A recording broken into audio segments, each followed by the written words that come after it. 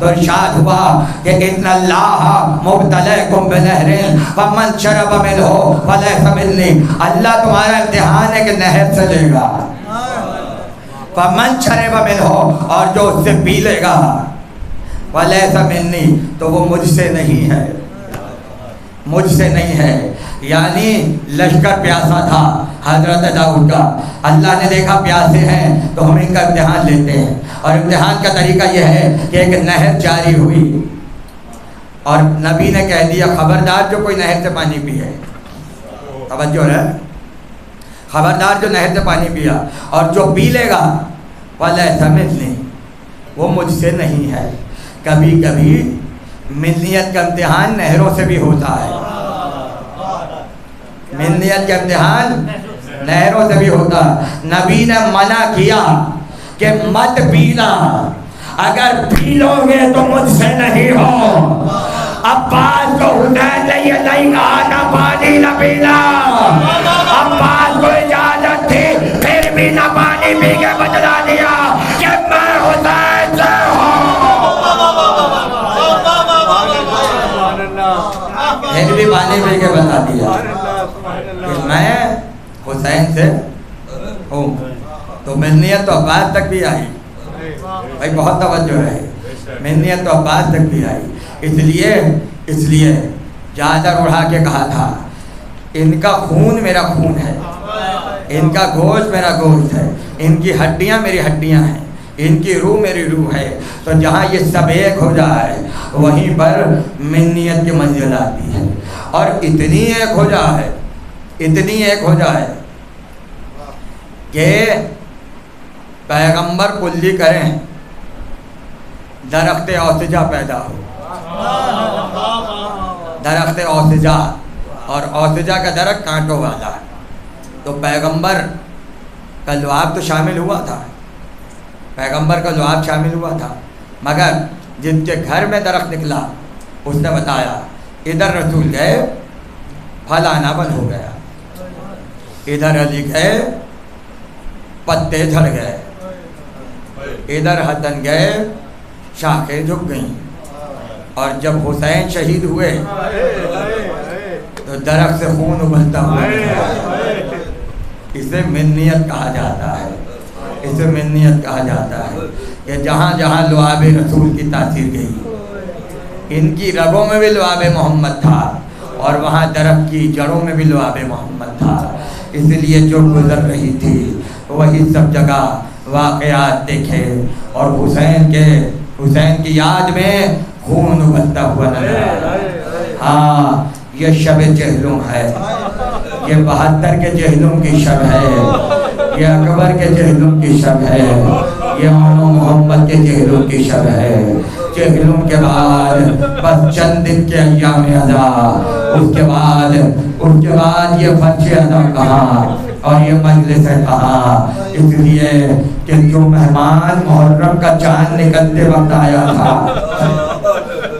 अब मेहमान की रुखसत करीब आ रही है, इसलिए कि अजीज जिंदान से रिहा हो रहे हैं।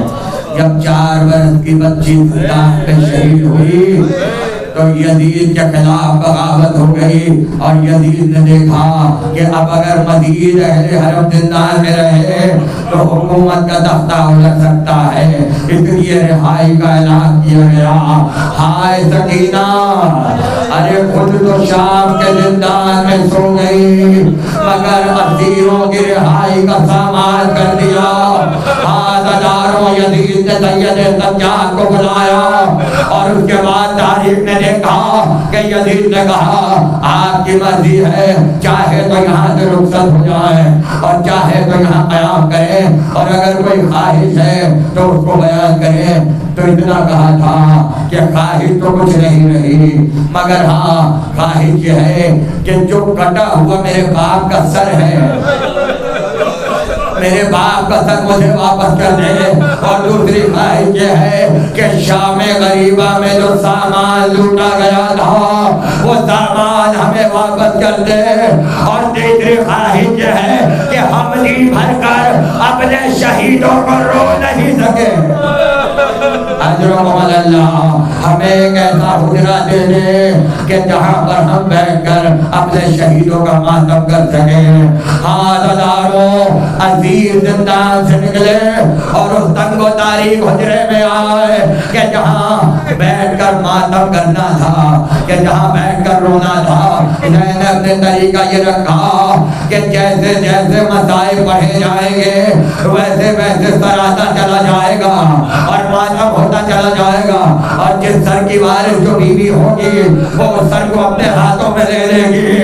अदादारों एक मर्तबा कासिम की शहादत का तज़किरा हुआ, कासिम का सर आया, उम्मे फरवा ने बन के ले लिया। अरे मुस्लिम के दुलारों का जिक्र हुआ जो चांद से चेहरे आए, रुकैया ने बन के हाथों में ले लिया। अकबर की शहादत का जिक्र हुआ, अकबर का सर आया, उम्मे लैला ने आगे बढ़ के ले लिया। अब्बास की शहादत का तज़किरा हुआ, अब्बास का सर आया, लौटाए अब्बास ने बढ़ के ले लिया। और जब हुसैन की शहादत का जिक्र हुआ, अरे फातिमा के लाल का सर आया, ज़ैनब ने हाथों में ले लिया। अदादारों हर बीवी अपने शहीद का सर हाथों में लिए हुए थी, मगर दो तरह से थे कि जिनका कोई उठाने वाला न था। अब जब देखा तो क्या देखा, अरे ओलो मोहम्मद के सर है। किसी ने कहा क्या इनकी माँ मर गई है कि जो सरों को कोई उठाने वाला नहीं है? तो कहा नहीं, ये ज़ैनब के दुलारे हैं, बहन ने हज किया है, जब तक जिंदा रहूंगी भाई का मातम करूंगी। बहुत रोए अहले हरम, 3 दिन तक मातम होता रहा। जब 4था दिन आया तो रिहाई के लिए अमारियां लाई गई। अमारियां आई, और जब अमारियां आई तो सफेद रंग के रेशमी पर्दे अमारियों में लटक रहे थे। बेख्तियार पर्दों को देखा और देखकर कहा, ऐ बेटा सज्जाद, हुसैन के बाद ज़ैनब अब ऐसी अमारी में नहीं बैठेगी, ज़ैनब अब ऐसी अमारियों में नहीं बैठेगी। बेटा पर्दे तब्दील करा दो, सफेद की जगह स्याह पर्दे लगा दो और कहो सादे पर्दे लगाए जाए, इसलिए कि ज़ैनब की जिंदगी में अब कोई खुशी बाकी नहीं रही है। अज़ादारों पर्दे बदले गए, अहले हरम आए और ज़ैनब ने एक एक बीवी को अमारी में सवार कराना शुरू किया। अमारी में सवार कराया, जब सबको सवार करा दिया तो क्या देखा, कहीं रबाब नजर नहीं आ रहे। अजरुकुम अल्लाह, कहीं रबाब नजर नहीं आ रहे। एक बार कहा बहनों में कुलसूम, अरे कहीं मादर सकीना को देखा है? आखिरी मर्तबा जिंदान में देखा था, एक मर्तबा चली शाम के जिंदान में आई, अब क्या देखा, रबाब कब्रे सकीना पे गिरी हुई है और रो कर कह रही है, उठो सकीना, काबला जा रहा है। अल्लाह, सकीना उठो, क्या माँ के साथ नहीं जाओगी? ज़ैनब ने रबाब को संभाला, शाने को थामा, जिंदान से बाहर आई। शाम की औरतें आ गई और आकर कहा, बीवी बीवी अगर कोई खिदमत हो तो बताती जाइए। तो रबाब ने इतना कहा, ऐ शाम की औरतों, अगर कभी शाम को जिंदान में आना हो तो एक चिराग कब्रे सकीना में जला देना, इसलिए कि मेरी बच्ची अंधेरे से बहुत घबराती है, मेरी बच्ची अंधेरे से बहुत घबराती है। लो अज़ादारों, काफिला सवार हुआ, बशीर इब्न जज़लम के हाथ में बिहार नाका है, काफिला चल रहा है। एक मर्तबा सैयद सज्जाद ज़ैनब की अमारी के पास आए और आकर कहा, फूफी अम्मा कहिए क्या हुक्म है, फूफी अम्मा कहिए क्या इरादा है? का बेटा सज्जाद, बशीर से कहो बिहार नाका को वापस मोड़ ले। का फूफी अम्मा क्यों? का पहले बहन भाई के कब्र पे जाएगी, पहले बहन भाई की कब्र पे जाएगी, उसके बाद नाना की कब्र पे जाऊंगी, ताकि अपने भाई की कब्र तो देख लूं कि मेरे भाई का मरकज कैसा है। लो अज़ादारों का काफिला पलटा करबला की तरफ रवाना हुआ। वही वक्त था जब जाबिर इब्ने अब्दुल्लाह अंसारी हुसैन की कब्र की ज़ियारत के लिए आए हुए थे। अपने आप को कब्र हुसैन पे गिराया हुआ था, साथ साथ गुलाम मौजूद है। वही वक्त था गुलाम ने तकबीर की आवाज को बुलंद किया। एक मर्तबा जाबिर ने पूछा तकबीर की वजह क्या है? कहा आका कोई काफिला आता हुआ नजर आ रहा है।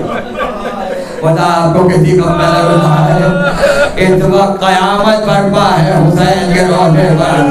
अरे 62 हिजरी में जिनके चेहरों पर कोई नहीं था, आज दूर दूर से पूरी दुनिया आई हुई है हुसैन का चेहरों करने के लिए।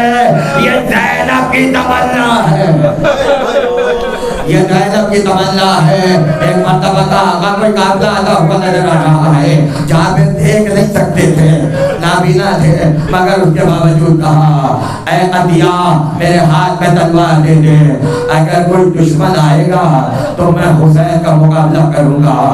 एक मर्तबा दूसरी तकबीर बुलंद की। दूसरी तकबीर क्यों? कहा ये काफिला दुश्मनों का नहीं है।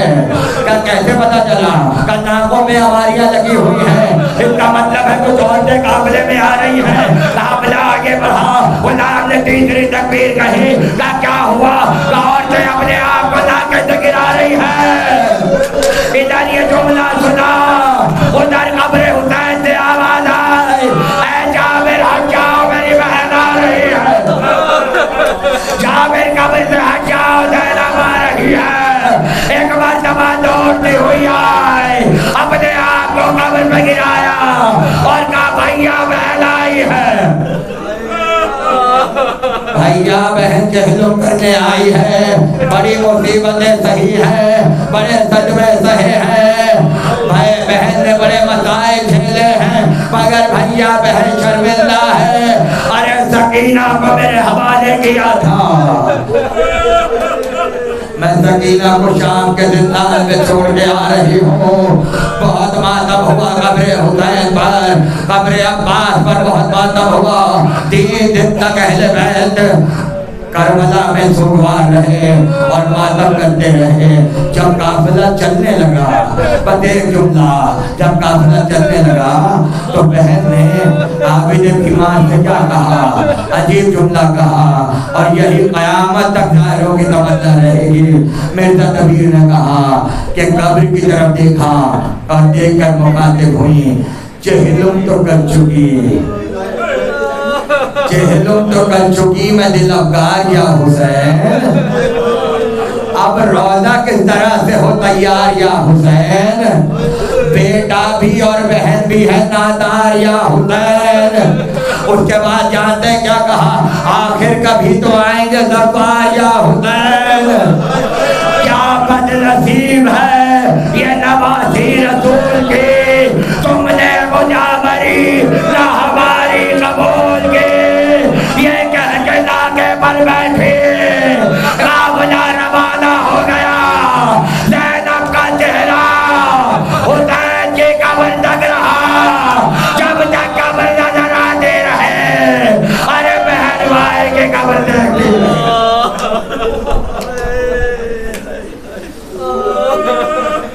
सयालमुल्लज़ीना ज़लमू अय्यामुन क़लबिन जल कलबून मातम हुसैन।